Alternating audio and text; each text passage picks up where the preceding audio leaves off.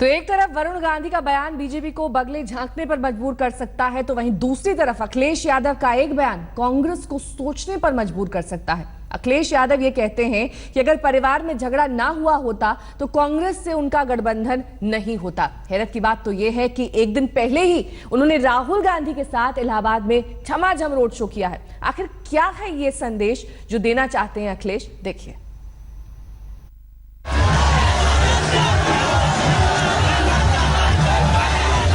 इलाहाबाद की सड़कों पर एक दिन पहले की साझा रैली के पार एक सड़क अकेली जाती है, जिस पर चलते हुए अखिलेश यादव इस गठबंधन की जरूरतों की गिरह खोलते हैं। एक अंग्रेजी अखबार को दिए साक्षात्कार में वो कहते हैं कि अगर पारिवारिक कलह न होता तो इस साइकिल के लिए पंजे की जरूरत न होती।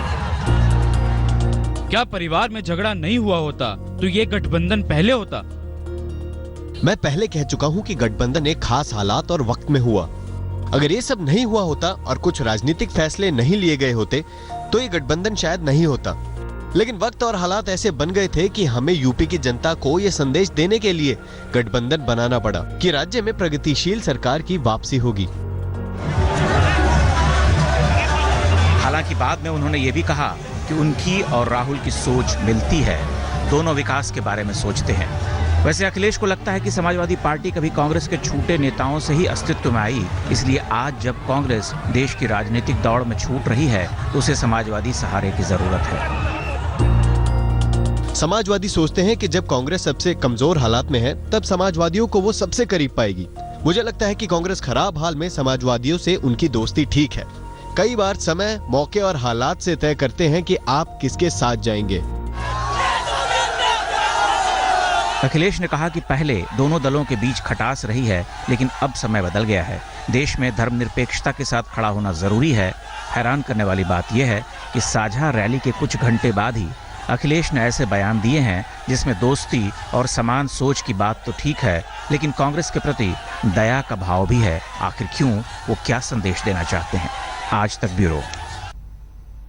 अखिलेश सरकार में मंत्री रहे बाहुबली नेता विजय मिश्र कल गाजीपुर में अफजाल अंसारी के साथ नजर आए। इस मौके पर उन्होंने अखिलेश यादव पर जमकर निशाना साधा।